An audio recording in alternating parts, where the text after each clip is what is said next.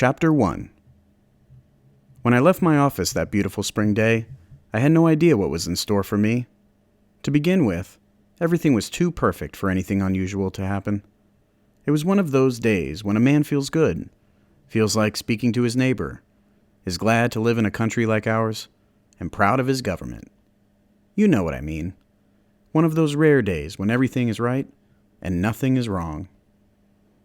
I was walking along whistling when I heard the dogfight. At first, I paid no attention to it.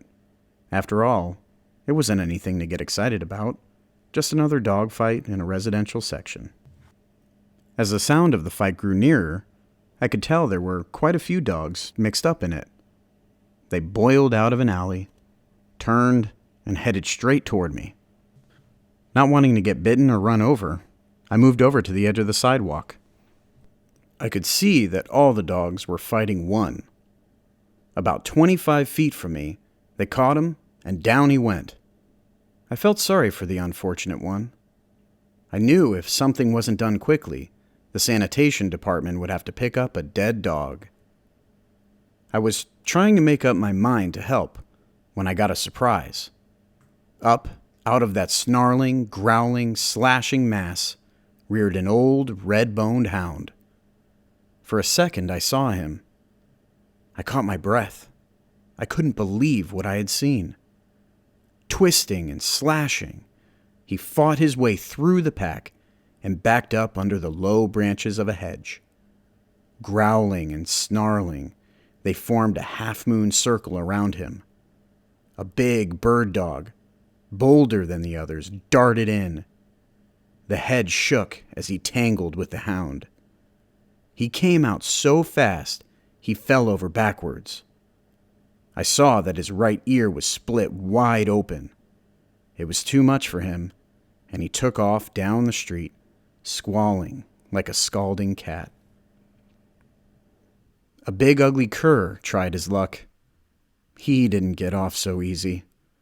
He came out with his left shoulder laid open to the bone. He sat down on his rear and let the world know that he had been hurt. By this time, my fighting blood was boiling. It's hard for a man to stand and watch an old hound fight against such odds, especially if that man has memories in his heart like I had in mine. I had seen the time when an old hound like that had given his life so that I might live. Taking off my coat, I waded in.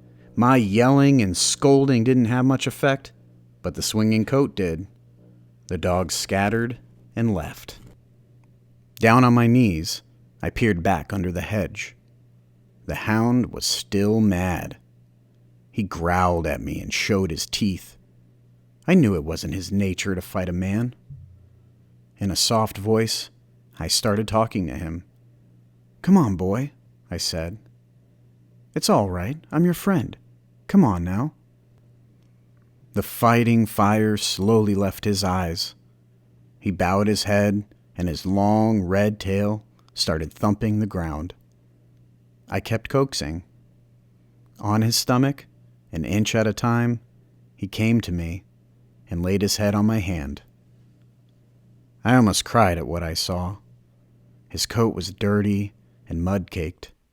His skin was stretched drum-tight over his bony frame. The knotty joints of his hips and shoulders stood out a good 3 inches from his body. I could tell he was starved. I couldn't figure it out. He didn't belong in town. He was far out of place with the boxers, poodles, bird dogs, and other breeds of town dogs. He belonged in the country. He was a hunting hound. I raised one of his paws. There, I read the story. The pads were wore down slick as the rind of an apple. I knew he had come a long way, and no doubt had a long way to go. Around his neck was a crude collar. On closer inspection, I saw it had been made from a piece of check-line leather. 2 holes had been punched in each end, and the ends were laced together with baling wire. As I turned the collar with my finger, I saw something else. There, scratched deep in the tough leather, was the name Buddy. I guess the crude, scribbly letters had probably been written by a little boy. It's strange indeed how memories can lie dormant in a man's mind for so many years. Yet those memories can be awakened and brought forth fresh and new, just by something you've seen, or something you've heard, or the sight of an old familiar face. What I saw in the warm gray eyes of the friendly old hound brought back wonderful memories. To show my gratitude, I took hold of his collar and said, "Come on, boy, let's go home and get something to eat." He seemed to understand that he had found a friend. He came willingly. I gave him a bath and rubbed all the soreness from his muscles. He drank quarts of warm milk and ate all the meat I had in the house. I hurried down to the store and bought more. He ate until he was satisfied. He slept all that night and most of the next day. Late in the afternoon, he grew restless. I told him I understood, and as soon as it was dark, he could be on his way. I figured he had a much better chance if he left town at night. That evening, a little after sundown, I opened the back gate. He walked out, stopped, turned around, and looked at me. He thanked me by wagging his tail. With tears in my eyes, I said, "You're more than welcome, old fella. In fact, you could have stayed here as long as you wanted to." He whined and licked my hand. I was wondering which way he would go.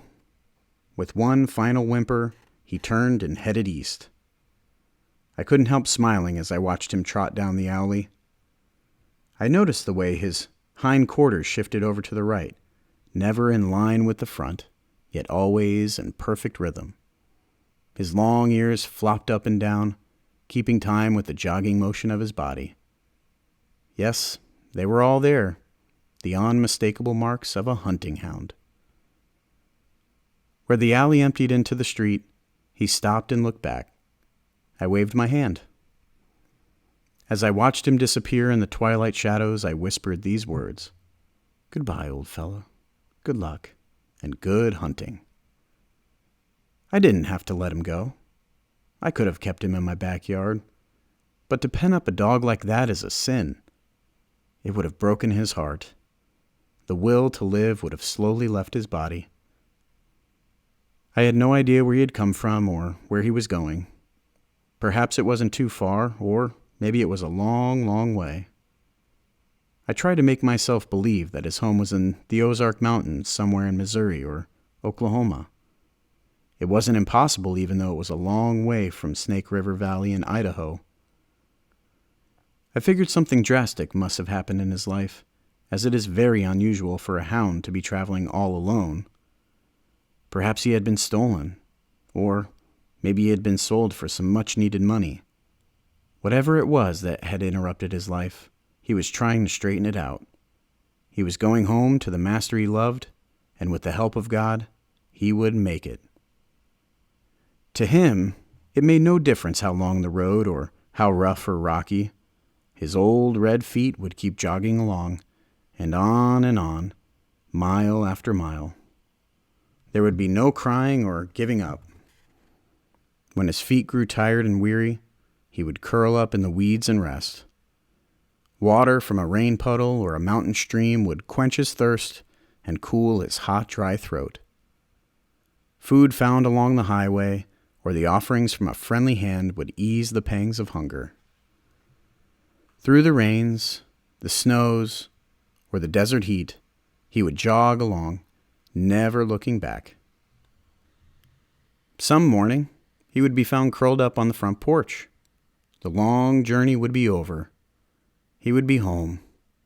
There would be a lot of tail wagging and a few whimpering cries. His warm, moist tongue would caress the hand of his master. All would be forgiven. Once again, the lights would shine in his dog's world. His heart would be happy. After my friend had disappeared in the darkness, I stood and stared at the empty alley. a strange feeling came over me. At first, I thought I was lonely or sad, but I realized that wasn't it at all. The feeling was a wonderful one. Although the old hound had no way of knowing it, he had stirred memories, and what priceless treasures they were. Memories of my boyhood days, an old KC baking powder can, and 2 little red hounds. Memories of a wonderful love, unselfish devotion, and death in its saddest form. As I turned to enter my yard, I started to lock the gate, and then I thought, no, I'll leave it open. He might come back. I was about halfway to the house when a cool breeze drifted down from the rugged Tetons. It had a bite in it, and goose pimples jumped out of my skin. I stopped at the woodshed and picked up several sticks of wood. I didn't turn on any lights on entering the house. The dark, quiet atmosphere was a perfect setting for the mood I was in. I built a fire in the fireplace and pulled up my favorite rocker.